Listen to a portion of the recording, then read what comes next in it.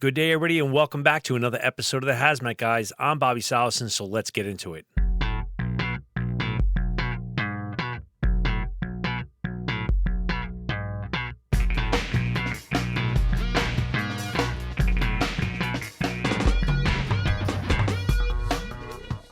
Welcome back, everybody, to episode 55, and we are the premier podcast dealing with hazmat response for fire responders, where we give you the knowledge and insight to do our job safely and effectively.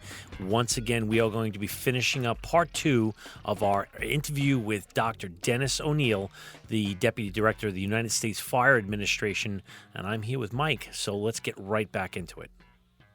You know what, on another thing, we're constantly making things better and faster or smarter and less expensive, and we are using I see this trend of where we're using technology to improve processes, and and just to go to the fire side like you have done, there's this whole mismatch, and I know I'm talking fire on a hazmat show, but there's this whole mismatch between the engine and the truck, with the ventilation discoordination, and now it seems to be like a realignment, but the truck has gotten all these new tools to get into the buildings faster, and the engine still has to stretch hose the same way it's done for the last 200 years.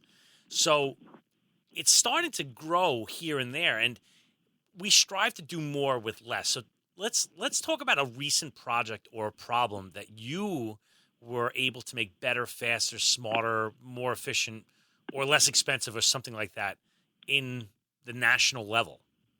Okay. The challenges that you're talking about in terms of engine and ladder operations are going to be in a constant state of flux because we're changing, and this is how we're changing. We're changing from war stories to evidence-based practice. When you came in the job and I came in the job, we looked to the senior person in the organization who kind of guided us and told us, but that person, whoever it was told by his or her predecessor the same story. They passed these stories down from generation to generation about ventilation, about cross ventilation, about wind, and whatever, you name it. Now, because of men and women who are becoming educated, who are looking at the science behind this, because of a whole bunch of different things, we are changing, and in my view, for the good. Mm-hmm.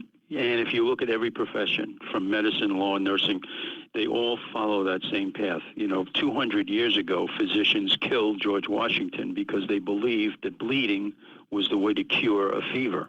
Well, we don't do that anymore, fortunately. And today, for example, we're learning that different ways to deal with cancer. One example is that they used to think that cancer was site-specific. Lung cancer was a type of cancer, and brain cancer was another kind of cancer, and liver cancer was another kind of cancer. But they're learning it's not. They're learning it's genetic-based. And you can have gene 1, 2, 3, 4 in your liver. You could have it in your lung. You could have it in your brain. And they never understood why two people with lung cancer who got the same treatment, one would be cured, live 500 years, and the other one would be dead in 3 weeks. What they realized was they were treating site-specific cancer. And now, because they can treat gene-specific cancer, we're reaching much greater success in treatment.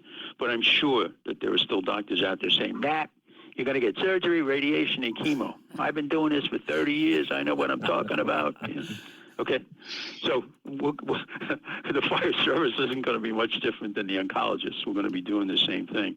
So, but, on this level, at the national level, education and programs is always in a constant state of flux. At the Fire Academy, when I came here, we had one way of doing things. That was a 2-week residential course here at Emmitsburg, and that was it, either here or nothing. Over the years, the men and women here have made significant changes. We've delivering National Fire Academy courses through the state-accredited training systems, all 50 states. And by doing that, we've created a national system of training. We've standardized, as I said before, we've standardized the 2-year and 4-year degree program so that everyone, from the student to the employer, now knows what a fire degree means. They know what the content is. They know what the student had to do.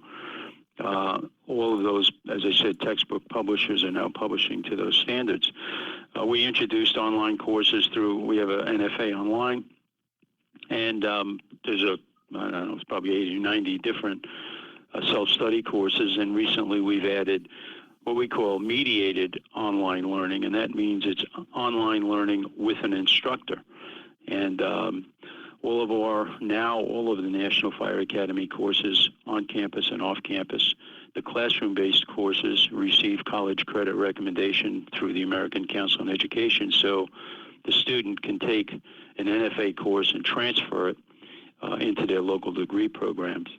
All of our online courses receive continuing education units through the International Association of Continuing Education and Training, so that there will come a time, it's not yet right now, but there will come a time when you will have to show or demonstrate that you've taken continuing education to maintain your certifications, much like doctors and nurses and lawyers have to take continuing education courses. So we have the structure in place already, Bobby and Mike, to give people continuing education units through our online training.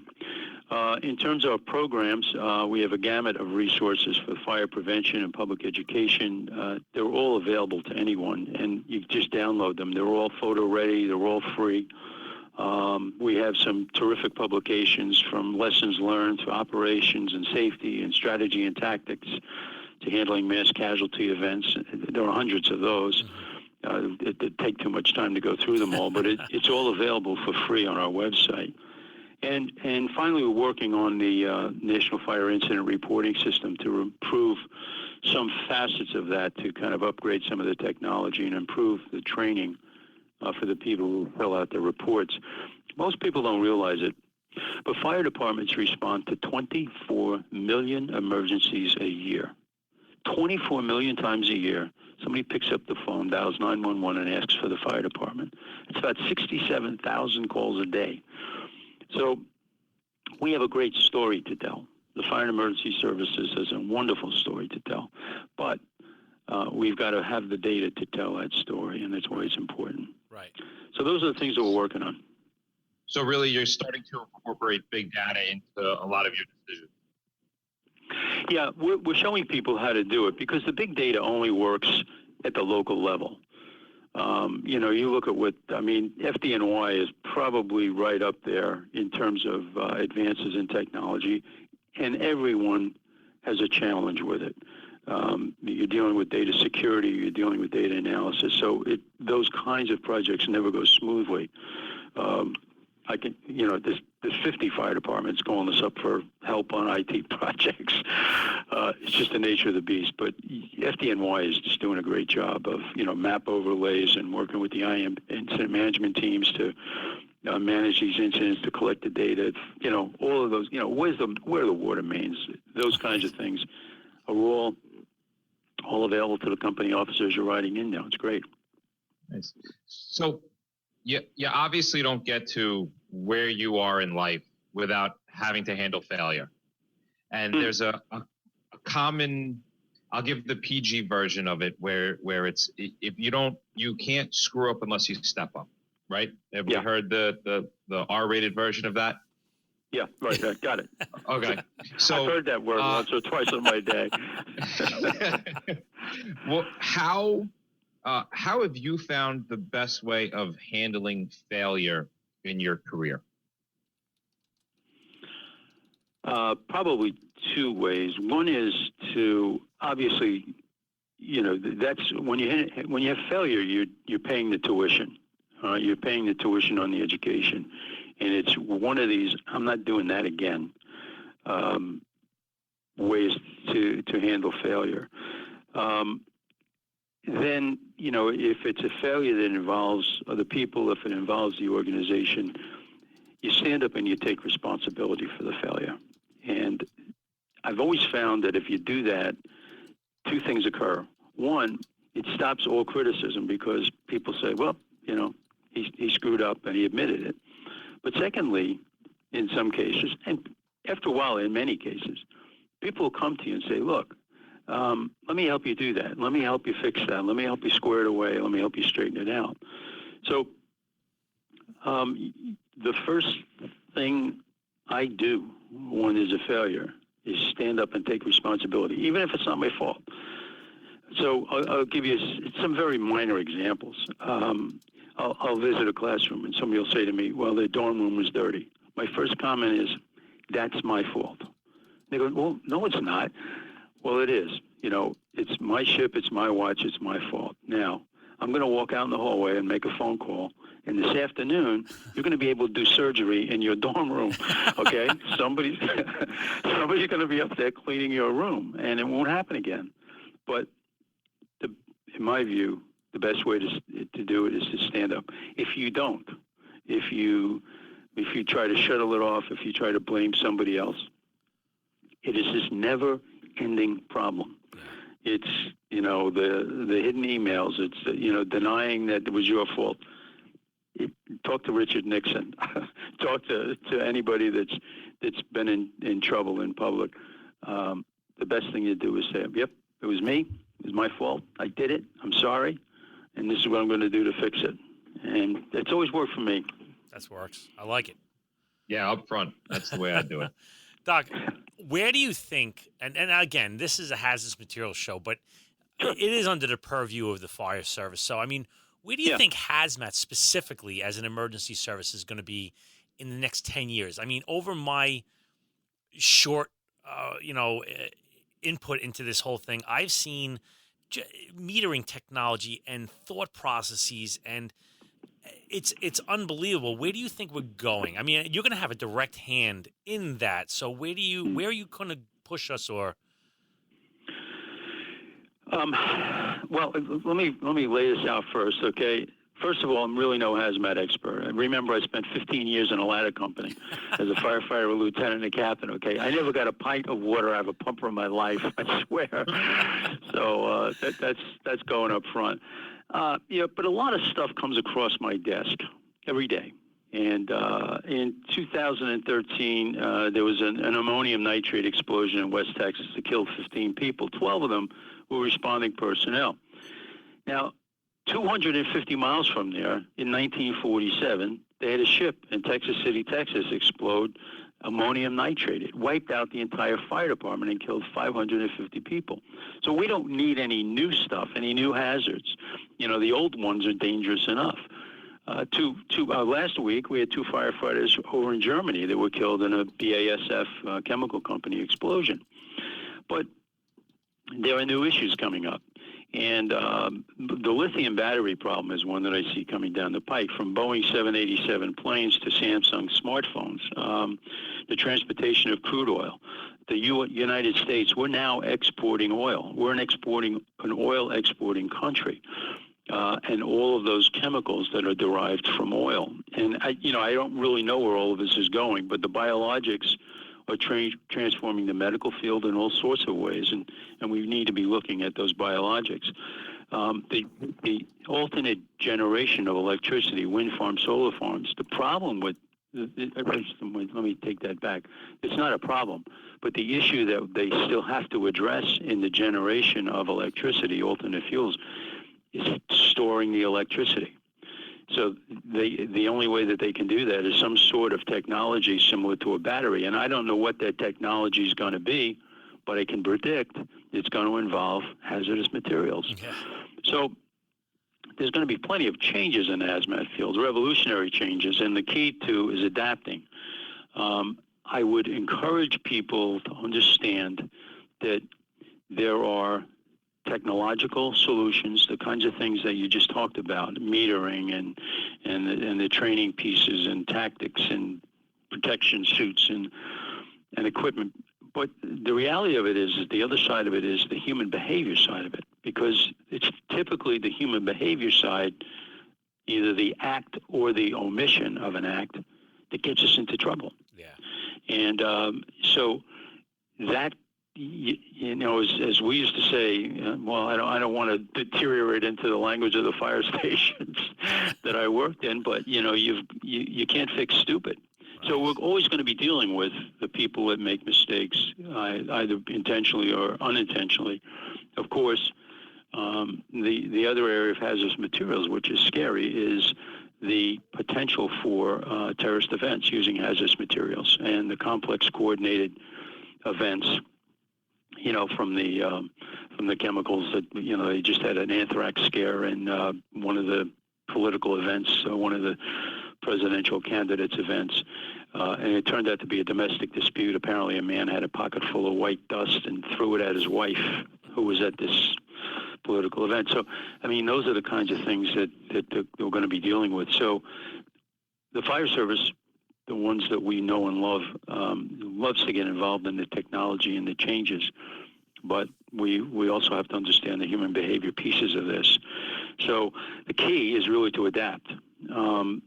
You know, if you look in history, you know, the dinosaurs and the alligators lived at the same time, and everybody thought that the dinosaurs died from old age, but they didn't.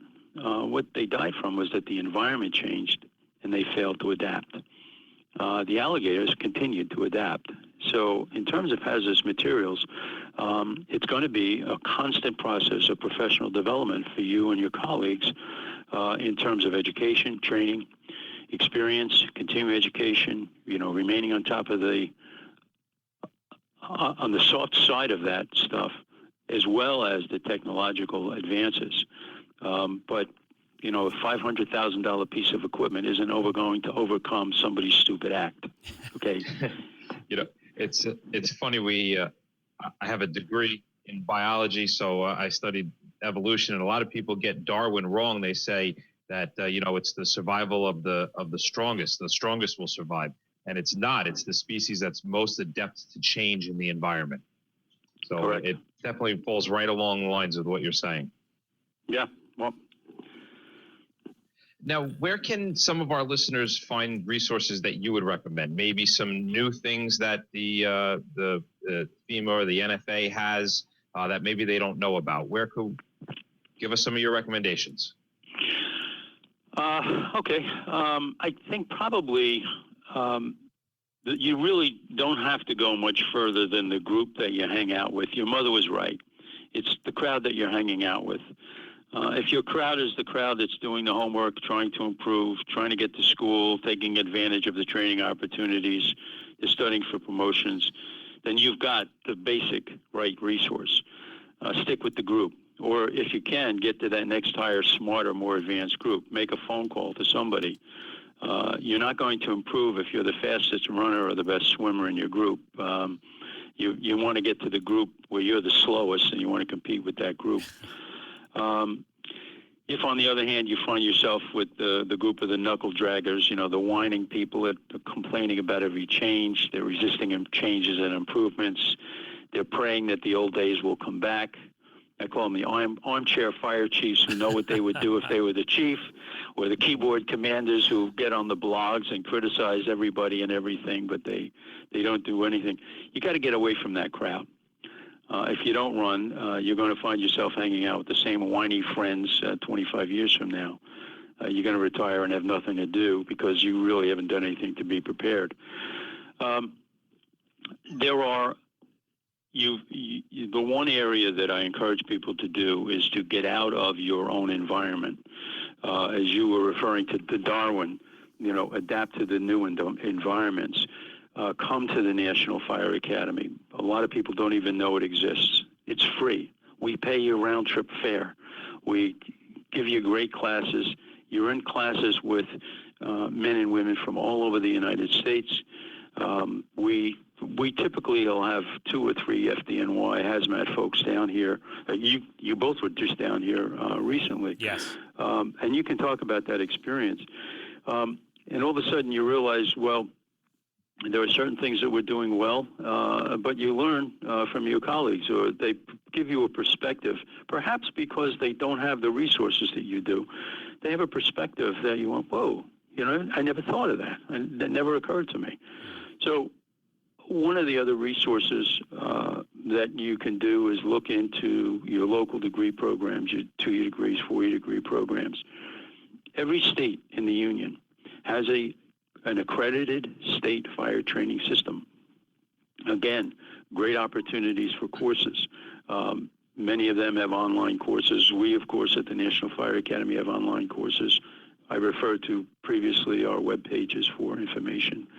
So get out of the kitchen in the firehouse, and there's really a whole new world out there. And maybe the person at your kitchen table in the firehouse isn't the smartest person that you think they are. That you want to get out and expose yourself to new ideas, think about new ways of doing things, and listen to people who are dealing with problems similar to yours, but handling them in different ways. Yeah, wow, it's a good resource. I like that. I did just come down to the National Fire Academy, and I said it once, and I will say it many a time on multiple of our shows. I highly recommend anybody going down there just to check it out. Even I'm actually taking the preparatory classes right now for their MEP class, which is the Master Exercise Program. Yeah. And I'm taking all these NIMS classes, and I got to say, I'm learning. I'm learning things that I thought in my 20 years of being in the fire service that were mundane, and I'm picking up stuff that I had no idea about. It's very impressive. But ask yourself a very simple question. If your son or daughter went on the job, what would you encourage them to do? Yeah, educate true. themselves. Educate. Yeah, absolutely. You have to, because you're going to die like the dinosaurs. Adapt to become irrelevant. Yeah. Hopefully that pension will survive you. And in New York and New Jersey, I think after you're dead, you can still vote, right? Yeah, I think so. It's a requirement, actually. You're not doing your duty if you don't vote after you die. Doc, listen, last question we got for you, because I know you're a very busy guy and you're probably going to go back to saving the world and whatnot, but if you could go back in time to a young Denis Onieal, what advice would you give him from now to your, from your future self to then? Look, I want to say this without sounding like a jerk, okay? It would be pretty hard to give me a piece of advice when I was a firefighter or a lieutenant that would land me where I am today. I started in Jersey City just like everybody else did. I took the test. I got into a bucket of blood neighborhood where I learned the job from pros. Thousands, probably tens of thousands of firefighters started just like me. 45 years later, I'm here. I'm the senior career federal fire official, and my boss is appointed by the president. And somehow I just can't remember sitting in a Latin class in Harlem saying to myself, I think one day I'll become the deputy fire administrator of the United States when I grow up. I don't know. I don't remember that day. Maybe you do. But so really nobody knows what the future is going to bring. Nobody knows. You can't even tell me what's going to happen tomorrow, because if you could, you'd be out buying stock. You wouldn't be working in the fire department. So yeah, I guess that's true. You would have to literally, the only advice that you could give yourself to put you higher in the ladder would be run for president. Yeah. This question would be really good if you had failed in so many things in life. Then we can turn around and say. But I can tell you this. In your life, opportunities will come along. And when they come along, you have to already be prepared to take advantage of them. You can't wait for them to come and then start preparing. You have to be ready when it comes. And you hear this in your job right now. There are men and women in your station saying this. Well, you're studying for lieutenant? Well, no, I don't want to peak out too soon. I don't want to start studying too early. I'm going to cram at the end. Or, well, I'm not going to study this time. I'm going to take the test for practice. And they're not preparing. I can tell you this. He or she who retires at the highest pay wins. That's how the game is played. And your salary is tied to your rank, and your rank is tied to your ability to do well on an examination. And that you go on the job with, they go up through the ranks, and they just stay in the books, and they go. when this opportunity came up to go with the federal government, I was ready, but I never knew it was going to come. I didn't. My plan was I wanted to retire, stay at NYU, and then in the summertime go teach a summer course or over in Europe.